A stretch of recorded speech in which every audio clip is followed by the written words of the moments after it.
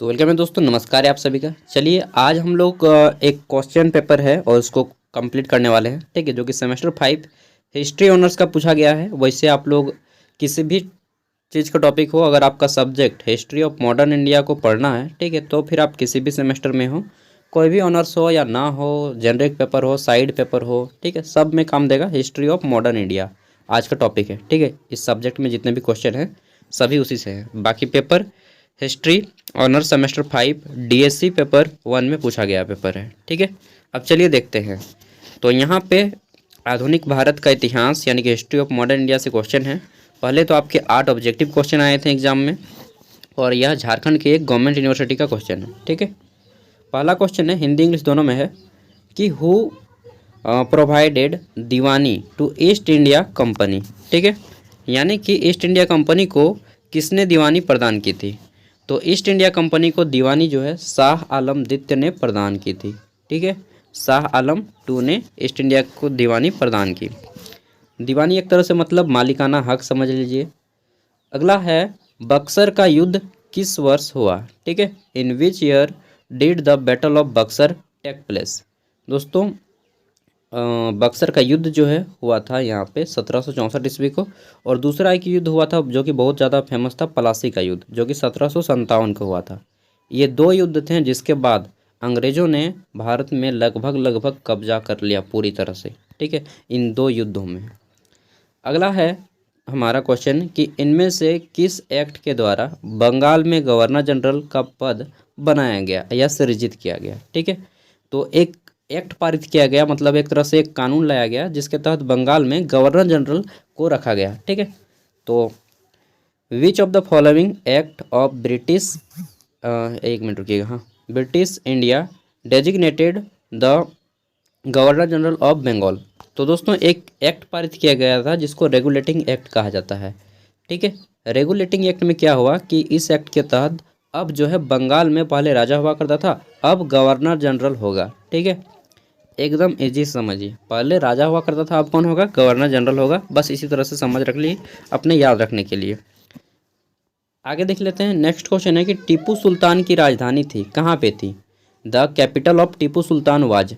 दोस्तों टीपू सुल्तान देखे होंगे, एक टोपी पहन के रहते थे इस तरह से, और एकदम मूछ दाढ़ी वाला आदमी, मैसूर का इस तरह से था। ठीक है, मस्त हीरो था यार, एक नंबर का, मतलब क्या बताएं, एक नंबर का सुंदरता सेनानी था।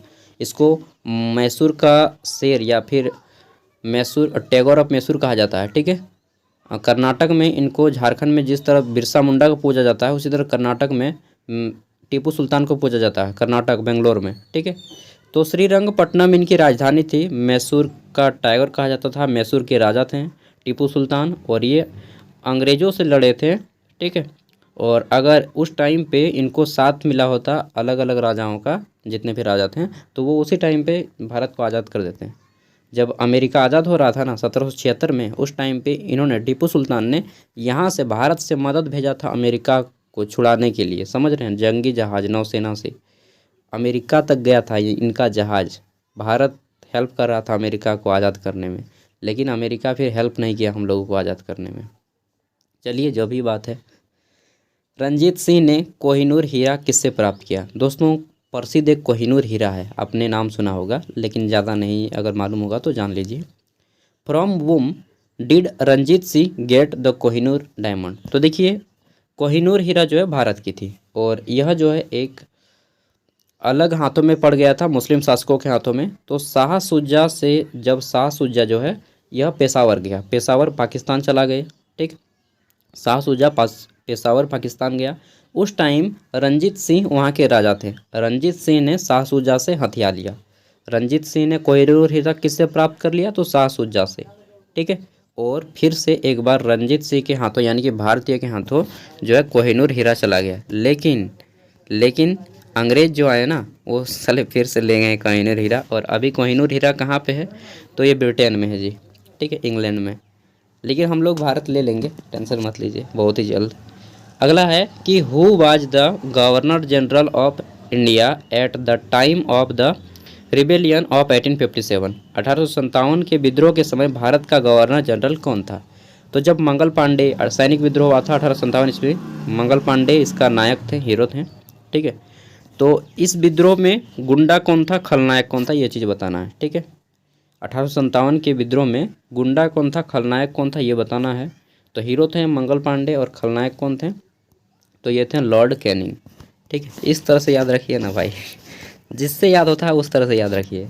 अगला है ज्योतिबा फूले, लॉर्ड कैनिंग। ठीक है, ज्योतिबा फूले संबंधित है। दोस्तों ज्योतिबा फूले जो है इन्होंने सत्यशोधक समाज की स्थापना की थी और इन्होंने जाति व्यवस्था के ऊपर पूरा आंदोलन चलाया था। ठीक है, तो जाति विरोधी आंदोलन हो जाएगा, एंटी कास्ट मूवमेंट। और अभी अगर सच्चाई बात किया जाए तो झारखंड में, सॉरी झारखंड बोल रहा हूँ, भारत में केवल बड़े बड़े शहरों में ही जाति प्रथा नहीं चल रही है, बाद बाकी छोटे में भी अभी उतने लेवल पे थोड़ा बहुत है ही है।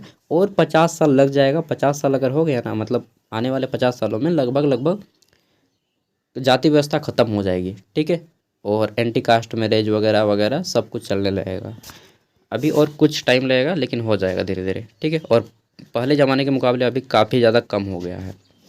ठीक है, हो गया अब the slogan go toward the Veda. ठीक है, तो देखिए एक नारा दिया गया था कि वेदों की ओर लौटो, वेदों की ओर लौटो। इस नारा को किसने दिया था दोस्तों, इस नारा को दिया था स्वामी दयानंद सरस्वती ने, वेदों की ओर लौटो।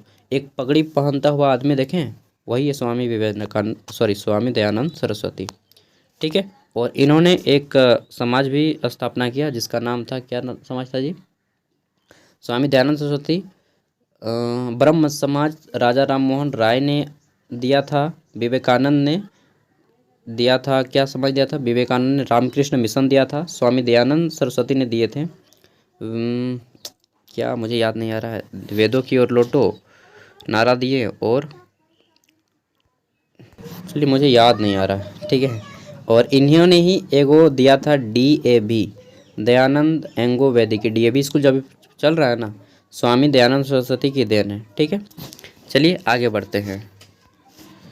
तो हमारा क्वेश्चन है यहाँ पे इस तरह से आएगा आपका, आप लोग अगर एग्ज़ाम देने वाले हैं तो देख लीजिएगा कि इस तरह से क्वेश्चन आएगा, 4 मार्क्स के 2 या 5 मार्क्स के। ठीक है, जैसे कि लॉर्ड क्लाइव के बारे में छोटा सा नोट लिखिए, प्रार्थना सभा के बारे में छोटा सा नोट लिखिए। ठीक है, अगला है हमारा बक्सर के युद्ध एवं कारणों के एवं महत्व।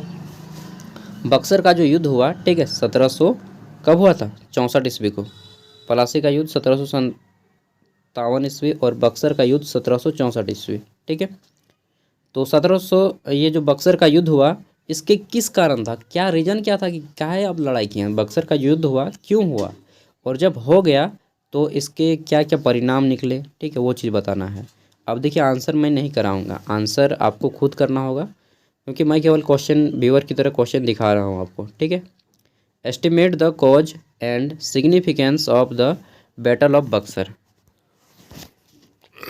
आगे देख लेते हैं। और यहाँ पे जितने भी आपके 16 मार्क्स वाले क्वेश्चन आएंगे इनका आंसर 15 मार्क्स या 16 मार्क्स वाले क्वेश्चन आते हैं तो इसका आंसर आपको कितने वर्ड्स में, तो 300 शब्दों में करना है। ठीक है, 300 से 400 शब्दों के बीच में, मतलब कि 2 खड़ा पन्ना का दोनों साइड, एक खड़ा पन्ना में 2 पेज होते हैं, 2 खड़ा पन्ना में 4 पेज होंगे। ठीक है, आंग्ल मराठों के संबंध का वर्णन करें। ठीक है, डिस्क्राइब एंगो मराठा रिलेशन, जो था मराठा और ये आंग्ल के बीच में कैसा संबंध था, गुरिल्ला वार होता था और आपस में किस तरह से लड़ते थे। ठीक है, कभी कभी साथ भी मिलाते थे, इन सबको बताना है। नेक्स्ट है यहाँ पे टीपू सुल्तान की उपलब्धियों का वर्णन करें, describe the achievement of Tipu सुल्तान।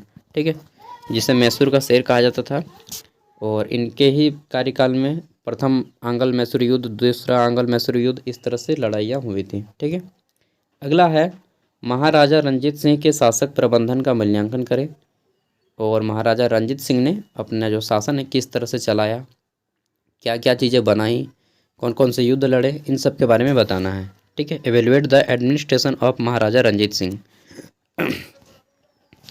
अगला है हमारा लॉर्ड विलियम बेंटिंग के सुधारों पर प्रकाश डालें। ठीक है, कि लॉर्ड विलियम बेंटिंग जो आया यह कौन कौन से सुधार किए, कौन कौन से रिफॉर्म्स लाए, इन सब के बारे में बताना है। ठीक है, और पॉइंट वाइज बताइएगा तो ज़्यादा अच्छे से मार्क्स मिलेगा। नेक्स्ट है 1857 के विद्रोह के कारणों का वर्णन करें, describe the cause of 1857 1857 revolt. ठीक है, और यहाँ पे आपको सभी क्वेश्चन नहीं बनाने हैं, किसी 4 को ही बनाना है, ठीक है। तो 16 25 1 मिनट देख लेते हैं। यहाँ पे जैसे कि इंस्ट्रक्शन दिया रहेगा आपको ऊपर में। हाँ, जैसे कि यहाँ पे बोला गया है कि किन्हीं 5 प्रश्नों के आंसर दे जिसमें से क्वेश्चन नंबर 1 कंपलसरी है। तो क्वेश्चन नंबर 1 जो हो गया आपका ये 16 मार्क्स का हो गया और बाकी 4 को बच गया, तो वो आपके 16 मार्क्स के, 16 चौके 64, 16 पच्चे 80, 5 क्वेश्चन बना रहे हैं, 80 मार्क्स आपको मिल रहा है, ठीक है। तो इस तरह से आपके क्वेश्चन हैं। और फिर आगे क्वेश्चन बच जाता है कि राष्ट्रीय आंदोलन में प्रेस की भूमिका का वर्णन करें। दोस्तों, प्रेस को जो है भारत में चौथा स्तंभ माना गया है। 3 गो स्तंभ होता है, कार्यपालिका, न्यायपालिका, ठीक है, और विधायिका। कार्यपालिका, न्यायपालिका, विधायिका और चौथा स्तंभ माना गया है प्रेस को, ठीक है। और इसी के तहत आप जितना भी है एक्ट वगैरह बता दीजिए, प्रिंटिंग प्रेस वगैरह, ठीक है। नेक्स्ट है, निम्न में से किन्हीं 2 पर संक्षिप्त टिप्पणी लिखें। और ये अगर आप बनाते हैं तो 8 मार्क्स के हैं। पहला है सिंध विलय, सिंध का जो विलय हुआ कैसे हुआ, हड़प्पा नीति कौन लाया, कब आया और इसमें क्या प्रावधान थी। फिर है भारतीय सेवक समाज, रामकृष्ण मिशन जिसकी स्थापना स्वामी विवेकानंद ने की, भारतीय सेवक समाज ज्योतिराव फूले ने बनाया, ठीक है। तो इस तरह से क्वेश्चन आए थे आपके एग्जाम में और मैंने बहुत सारे previous year question paper upload किए हैं। आप लोग ये देखिएगा कि अब हमारे एडमिट कार्ड में क्या है। जब आप लोग एग्ज़ाम देने जाइएगा तो एडमिट कार्ड में जो पेपर का नाम रहेगा उस पेपर को पढ़ना है, ना कि पेपर के टाइटल को, ठीक है। जो सब्जेक्ट है मेन सब्जेक्ट को पढ़ के जाइए, तब आपके क्वेश्चन मैच करेंगे डेफिनेटली। इसका PDF का लिंक मैं वीडियो को डिस्क्रिप्शन में दे रहा हूँ, वहाँ से इसको डाउनलोड कर लीजिएगा। Thank you, bye.